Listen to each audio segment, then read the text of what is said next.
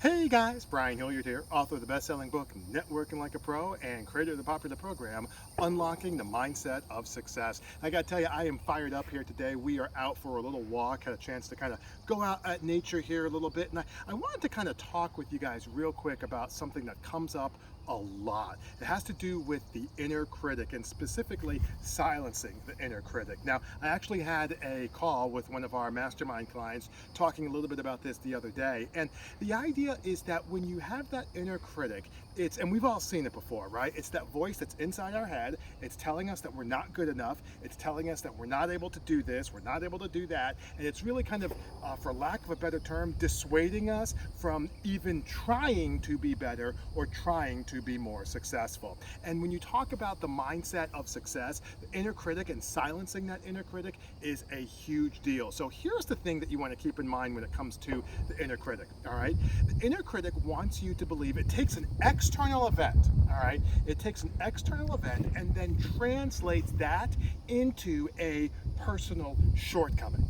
All right, so it takes an external event that didn't work out, some type of negative thing, it didn't work out, and then it translates it into some type of personal shortcoming. So what happens is it's like, oh well, I'm going to try to get more business or get this client or do some of this thing here, and it doesn't work out. So that's an external negative event, right? But then it translates it into a personal shortcoming. Oh, you know what? You're not good enough to do that. You're not smart enough to do that. You're not worthy enough to do that. Why did you mess up here? Why did you? External event, personal shortcoming. All right, really, really easy. Versus just saying, listen, you know what? This happened, you didn't get a client signed on, or this happened, you didn't, get something to bounce your way, and the ball just didn't bounce your way. That's just the way it went that particular time.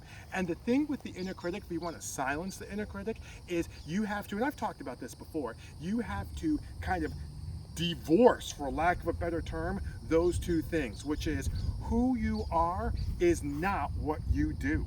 Okay, you've heard me talk about this. Who you are is not what you do. So when you're talking about silencing the inner critic, when something goes not your way, an external negative event, that's fine.